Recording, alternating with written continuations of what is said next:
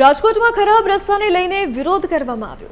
સરદાર ગામે ગ્રામજનોને કોંગ્રેસે ચક્કાજામ કર્યો।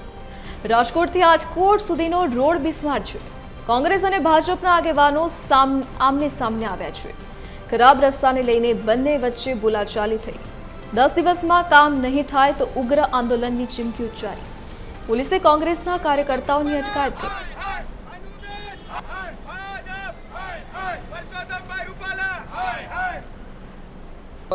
આ રાજકોટ સરદારનો ભાવનગર હાઈવે છે તે ઘણા ટાઈમથી ખરાબ છે અને આ ચોમાસામાં એકદમ ખરાબ થઈ ગયેલો છે।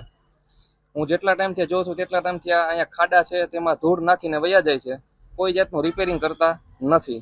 ઈમેલ કરેલો છે પ્રધાનમંત્રીને, મુખ્યમંત્રીને, કોઈ પણ જાતનો એનો ફેરફાર સુધારો કંઈ કરેલો નથી। કેટલા ટાઈમથી આ જોઈએ છીએ અમે। જ્યારે ચૂંટણી આવે ત્યારે એ સમયે મત માગવા માટે આવી જાય છે। અમે ત્યારે કહી કે ભાઈ આ રોડ રસ્તા કે થઈ જશે, સુધારો કોઈ પણ જાતનો કરતા નથી। આ ભાજપના આગેવાનોને ખબર હોવી જોઈએ કે 24 કલાકમાં જો નિકોલમાં અમદાવાદમાં રોડ થઈ જતા હોય તો અહીંયા કેમ ન થાય। આ લોકોએ અમને સાથ સહકાર દેવું જોઈએ। સામાન્ય લોકોના મતથી આ લોકો પ્રતિનિધિત્વ કર્યું છે। તમે 30 વર્ષથી સરકાર છે અને બરોબર નાટક કરવા છે। આ માટીથી ખાડા બુરાય, આ કોઈ વાડી વિસ્તારનો રોડ છે, આ રાજકોટ ભાવનગર હાઈવે છે। ભીંડા છે। 4.5 વર્ષ કોંગ્રેસ ક્યાં દેખાણી? મને કયો, 4.5 વર્ષ કોંગ્રેસ ક્યાં દેખાણી? આ નિશ્ચિત કોટ તાલુકા પંચાયતનો સભ્ય મારી સાથે છે, એને બોલો કે 4.5 વર્ષ પછી રજૂઆત ક્યાં કરી? એક રજૂઆતનો કાગળ મને આપી દે, હું મંજૂર કરી દઉં, મને મંજૂર કરી દઉં।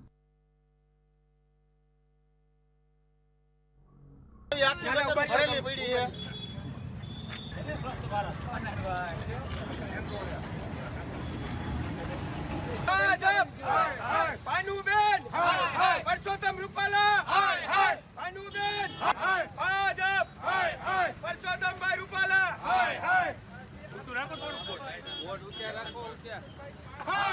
પાનુબેન। ખરાબ રોડ રસ્તાને લઈને લોકો દ્વારા વિરોધ કરવામાં આવી રહ્યો છે। કોંગ્રેસ અને ભાજપના નેતાઓ આમને સામને આવ્યા છે। રાજકોટમાં રોડ રસ્તા ખરાબ છે, વારંવાર રજૂઆત કરવામાં આવી છે તંત્રને, છતાં પણ કોઈ કામગીરી ન કરવામાં આવતા આખરે તમામ લોકો વિરોધ નોંધાવી રહ્યા છે।